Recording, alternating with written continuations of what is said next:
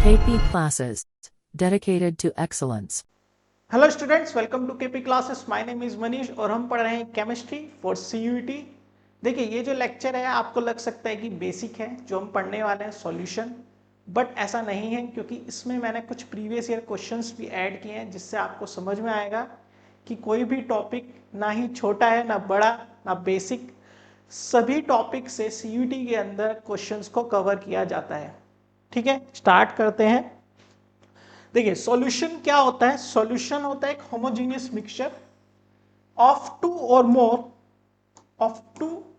More than two component by homogeneous mixture means its composition and properties are uniform throughout the mixture।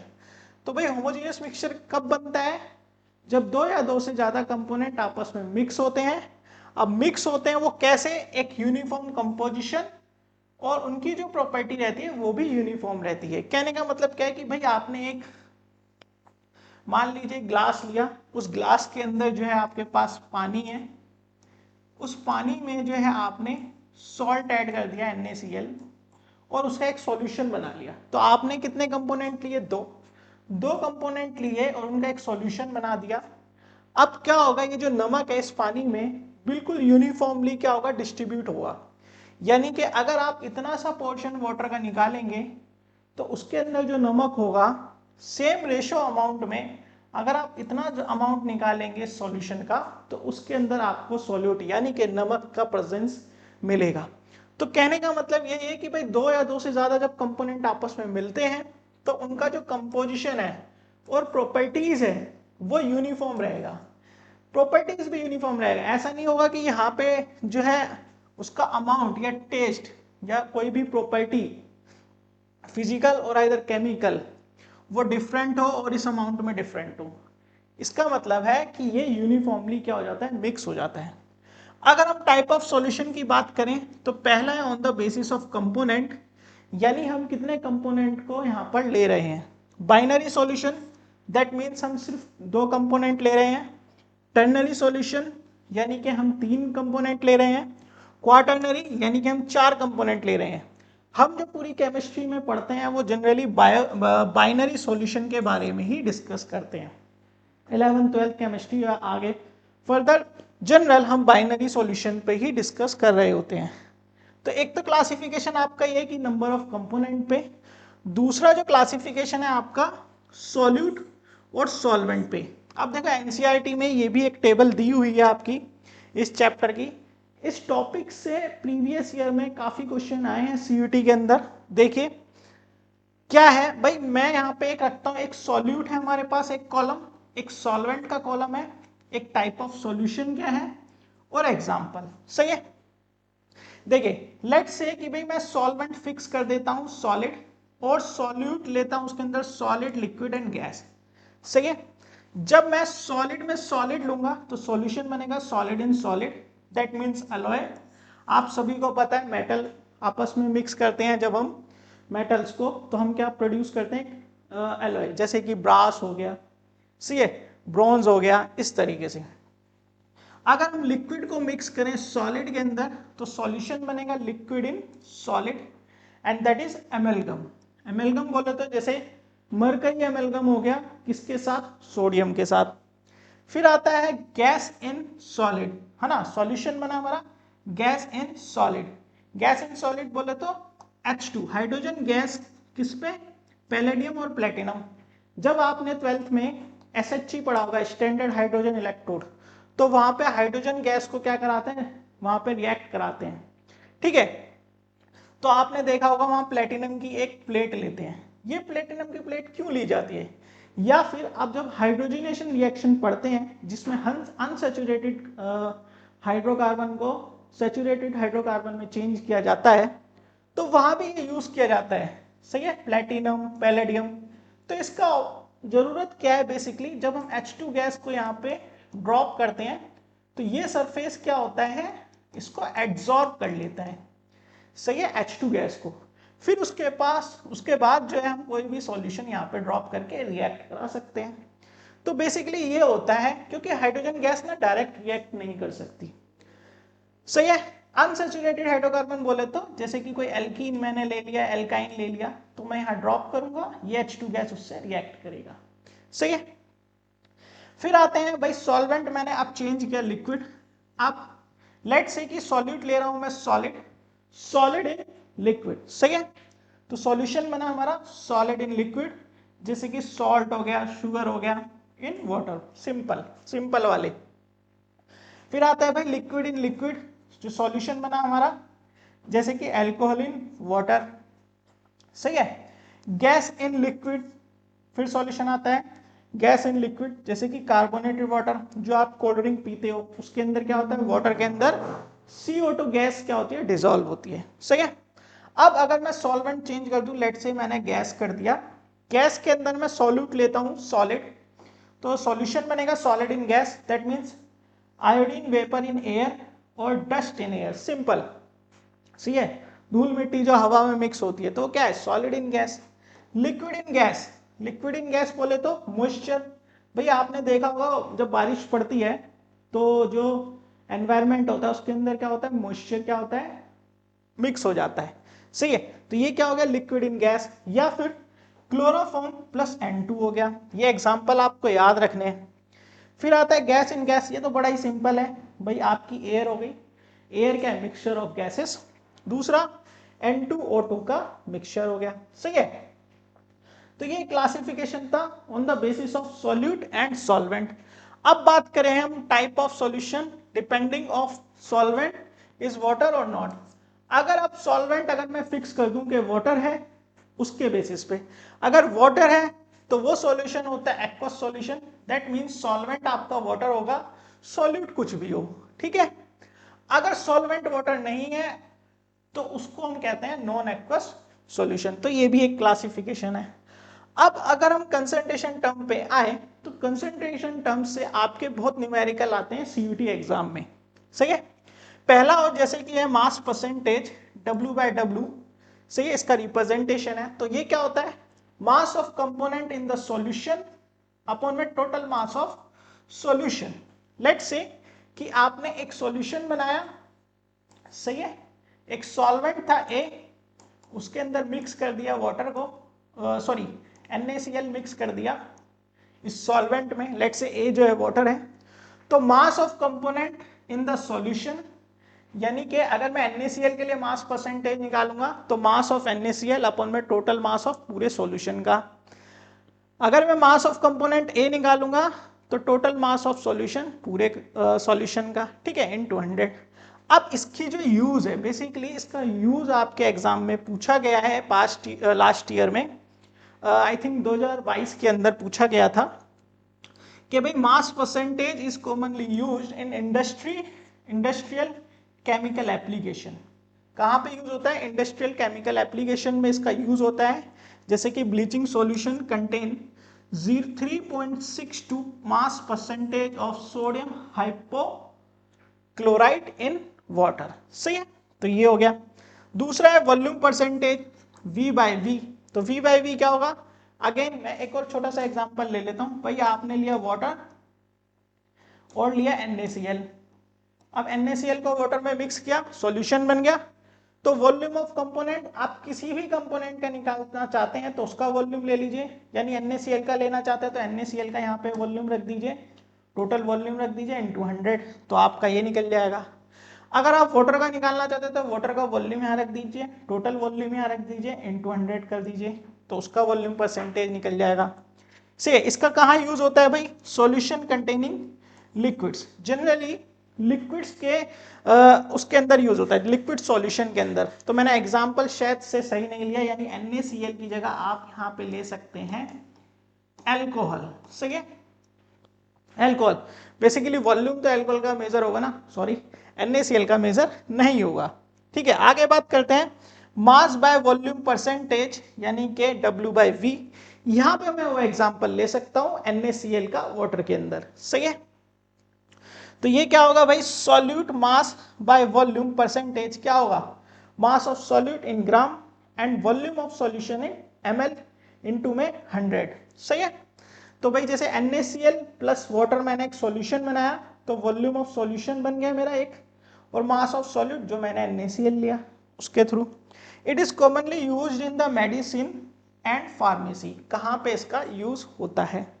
आगे चलें तो देखिए हमारा जो CUT का कोर्स है उड़ान बैच, अगर मैं CUT साइंस की बात करूं तो CUT का हमारा साइंस का उड़ान बैच है जो 5000 का है, सही है।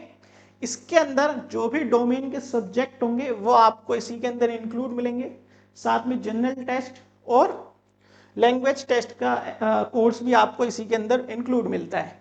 साथ ही आप इसको अलग से भी परचेज कर सकते हैं, सारथी बैच, अगर आप ये नहीं लेना चाहते उसके अंदर आपको जनरल प्लस लैंग्वेज टेस्ट मिलता है 3000 का, सही है। इन बैचेस की इंक्वायरी के लिए आप हमें कॉल कर सकते हैं या वेबसाइट पे विजिट कर सकते हैं। साथ ही हमसे आप टेलीग्राम, व्हाट्सएप ग्रुप या इंस्टाग्राम पे जुड़ सकते हैं। तो ये हमारा CUT का कोर्स है। लास्ट ईयर CUT हमारा रिजल्ट अच्छा रहा था, बच्चों के अच्छे कॉलेजेस के अंदर एडमिशन हुए थे DU के अंदर, और रिद्धि बंसल को जो है 100% स्कॉलरशिप मिली है अमेठी यूनिवर्सिटी में। तो CUT का रिजल्ट काफ़ी अच्छा रहा। तो चलिए स्टार्ट करते हैं दोबारा से। अब बात करते हैं पार्ट्स पर मिलियन की। तो पार्ट्स पर मिलियन हमारा क्या है, number of parts of component upon में total number of parts of all component of the solution into 10 की पावर 6, सही है। पार्ट्स पर मिलियन का मतलब क्या है कि भाई 1 मिलियन में कितने पार्ट हैं कंपोनेंट की, सही है।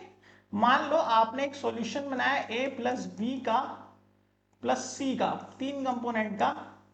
अब A के कितने कंपोनेंट हैं इस सॉल्यूशन में, यानी कि इस मिलियन वाले पार्ट में, सही है। वाटर ट्रीटमेंट प्लांट में इसका यूज किया जाता है जहां पे TDS वगैरह ये सब काउंट करना होता है। जैसे कि आप यहां देखोगे concentration of pollutant in water, जैसे कि मैंने अभी बताया वाटर ट्रीटमेंट प्लांट में इसका यूज होता है। एटमॉस्फेयर के लिए भी यूज होता है, जब दिल्ली में पॉल्यूशन बढ़ता है तो पार्ट्स पर मिलियन PPM में ये काउंट होता है। एक और टर्म होती है PPP, पार्ट्स पर बिलियन, ठीक है। चलिए आगे बात करते हैं मोल फ्रैक्शन की। तो मोल फ्रैक्शन क्या होता है भाई, देखो मान लो आपने एक सॉल्यूशन बनाया A और B, सही है। A और B का एक सॉल्यूशन बनाया। अब देखो मोल फ्रैक्शन क्या होगा, number of moles of component upon में total number of moles of all component. तो A के मोल्स निकाल लिए अपॉन में टोटल मोल्स, सही है। अगर मुझे A का मोल फ्रैक्शन निकालना है, ऐसे अगर मेरे को B का मोल फ्रैक्शन निकालना है XB, तो वो क्या होगा NB अपॉन में Na प्लस NB। अगर मान लो इसमें C भी होता तो मैं क्या लिखता, XC is equal to NC upon में Na plus NB plus NC। अगर इनके लिए भी निकालना होता तो सब में NC जो होता है टोटल में भी काउंट हो जाता। अच्छा, अगर टोटल मोल फ्रैक्शन का सम होता है वो आपका होता है हमेशा 1, ध्यान रखना। अगर और भी ज्यादा होंगे तब भी आपका हमेशा 1 ही होगा। तो ये होता है भाई आपका मोल फ्रैक्शन, बहुत इंपॉर्टेंट है आपके CUT के लिए। फिर आते हैं मोलैरिटी पे। तो मोलैरिटी होता है number of moles of solute upon में volume of solution in litre. अगर ml में है तो आप 1000 से मल्टीप्लाई कर दो, अगर ml में है तो 1000 से मल्टीप्लाई कर दो, सही है। चलिए आगे बात करते हैं मोलैलिटी। मोलैलिटी क्या होता है, number of moles of solute upon में मास ऑफ सॉल्वेंट। जनरली देखो पीछे की जितनी कंसंट्रेशन टर्म है वहां पे जो हम सॉल्यूशन का वॉल्यूम लेते हैं या फिर मास ले रहे होते हैं, सॉल्वेंट की बात नहीं करते हैं। यहां पे सॉल्वेंट की बात की गई है, वो भी मास की। तो मान लीजिए A और B से यहाँ पे एक सॉल्यूशन बनाया, ठीक है। तो उसके अंदर हम नंबर ऑफ मोल्स लेंगे सॉल्यूट के, जो भी हम लेंगे। जनरली NCERT में B को रिप्रेजेंट किया गया है सॉल्यूट से, सही है। और मास ऑफ सॉल्वेंट यानी A हमने ले लिया kg, अगर ग्राम में होता है तो 1000 से मल्टीप्लाई कर दो, अगर ये एक चीज ग्राम में है, सही है। देखिए अब जितनी भी कंसंट्रेशन टर्म है, ये पॉइंट बहुत इंपॉर्टेंट है आपकी CBSE से भी और CUT के भी, ठीक है।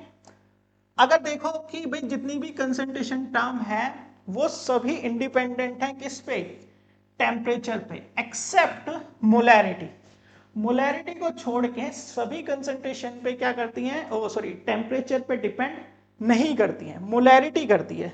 मोलैरिटी क्यों करती है भाई, it is because volume depends on temperature and mass does not. अगर आप मोलैरिटी देखोगे तो वो क्या होता है, number of moles of solute upon में वॉल्यूम ऑफ सॉल्यूशन।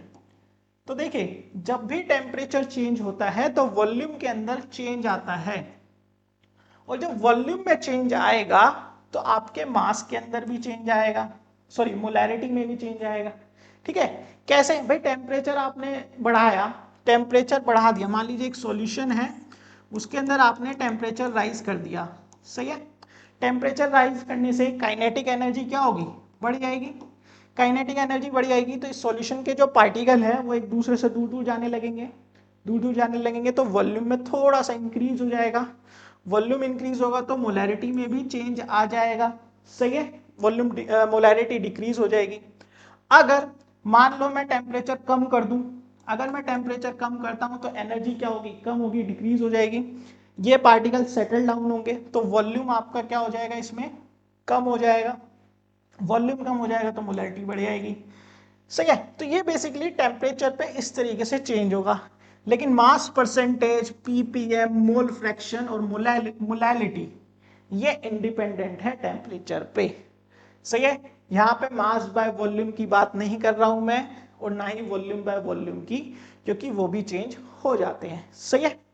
चलिए देखिए अब बात करें, अगर हम जैसे कि मैं बताऊं आपको, ये हमारा जो है प्रीवियस ईयर के क्वेश्चंस हैं। देखिए जो मैंने सॉलिड और सॉल्वेंट के बेसिस पे अभी सॉल्यूशन का क्लासिफिकेशन बताया था, उस पे देखिए क्वेश्चन दो आए हुए हैं।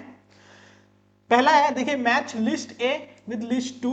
तो हमारे पास कंसंट्रेशन टर्म होती है जैसे mass percentage, volume percentage, mass by volume, parts per million. तो इसका यूज क्या है, पहला है medicine, concentration of pollutant, industrial chemicals and liquid solution, सही है। तो अगर आप देखो मास परसेंटेज, भाई मास परसेंटेज कहाँ यूज होता है, तो वो होता है आपका इंडस्ट्रियल केमिकल में, जैसे कि मैंने अभी बताया। तो ए का हो गया जी आपका थर्ड।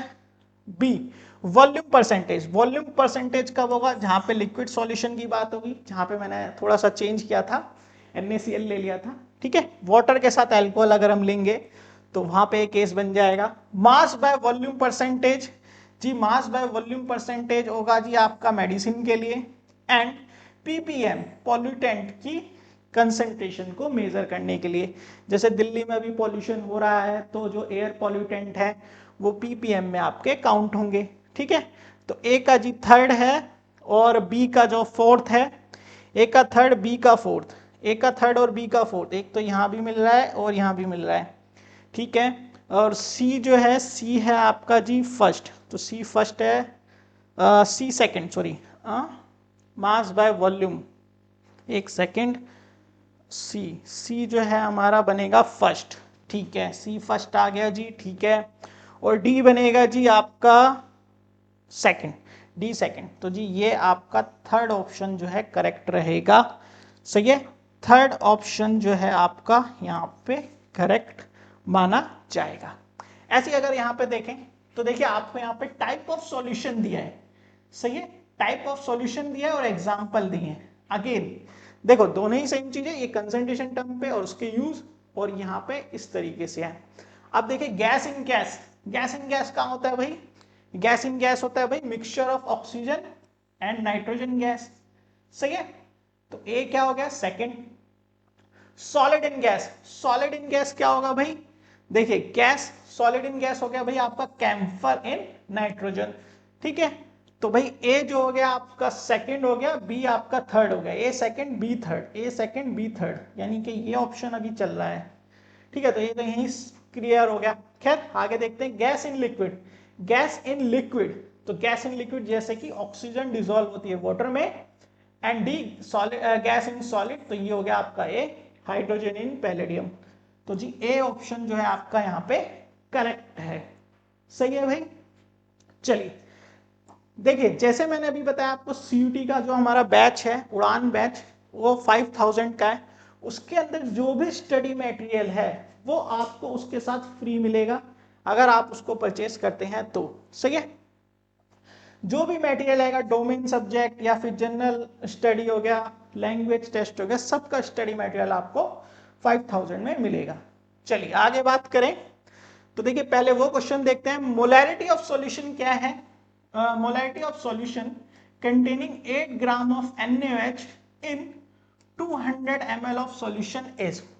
बहुत ही सिंपल क्वेश्चन है, 2022 30 अगस्त का ये क्वेश्चन है, सही है, स्लॉट 1 का। तो देखो मोलर मास यहाँ पे इन्होंने दे दिया है कितना, 40 ग्राम पर मोल, सही है। तो मोलैरिटी आपको यहाँ पर निकालनी है, मोलैरिटी निकालनी है आपको, NaOH का गिवन मास दिया हुआ है, सही है। तो NaOH का गिवन मास पता है, तो अगर मैं नंबर ऑफ मोल्स निकालूं NaOH के, तो वो क्या होगा भाई, given mass by molar mass, ठीक है, given mass by molar mass. अब गिवन मास आपको दिया गया 8, मोलर मास है 40, तो यहां से आप नंबर ऑफ मोल्स निकाल सकते हैं किसके, NaOH के। जब आप नंबर ऑफ मोल्स निकाल लेंगे NaOH के, ये रहा यहाँ पे डायरेक्ट T ने रख दिया है, क्योंकि मोलैरिटी क्या होता है भाई, number of moles of solute, that means NaOH upon में वॉल्यूम ऑफ सॉल्यूशन इनटू में 1000, अगर ये ml में है। जैसे कि इस क्वेश्चन के अगर आप देखोगे अंदर, तो जो वॉल्यूम है आपका ml में ही दिया गया है, 200 ml, 200 ml दिया हुआ है, इनटू 1000 कर दिया, ठीक है। Number of moles of solute अपने वॉल्यूम ऑफ सॉल्यूशन इनटू 1000, तो यहां से आपकी मोलैरिटी आ गई 1 मोलर, ठीक है। तो बी आपका जो है करेक्ट आंसर है 1 मोलर। ये एक और क्वेश्चन है, the mass of urea NH2CONH2 required making 2.5 kg of 0.25 molar aqueous solution. 4 option है, इसका जो है आंसर बताना है। आंसर भी मैं आपको बता देता हूं 36.94। ये आपके लिए होमवर्क है, आप इस क्वेश्चन को करना और मुझे इसमें कमेंट करना, ठीक है। तो ये था जी हमारा CUT का एक लेक्चर, जिसके अंदर हमने कुछ टॉपिक्स को डिस्कस किया, साथ ही हमने कुछ प्रीवियस ईयर क्वेश्चंस करे। देखिए कोई भी टॉपिक जो है सिंपल या मुश्किल नहीं है, क्वेश्चन कहीं से भी पूछे जाते हैं, और NCERT से कहीं से भी टॉपिक के अंदर से चीज़ों को वहाँ पे एग्जाम के अंदर पूछा जाता है। दूसरी चीज़ अगर मैं आपको बताऊं, तो जो सिलेबस है, जो CBSE का सिलेबस है वो रिड्यूस सिलेबस है, लेकिन CUT में जो भी चैप्टर CBSE से डिलीट किए हुए हैं वो सभी चैप्टर इसके अंदर इंक्लूड रहते हैं, ठीक है। तो चलिए मिलते हैं हम अपने CUT के कोर्स में, तब तक के लिए bye bye, take care, thank you. KP classes dedicated to excellence.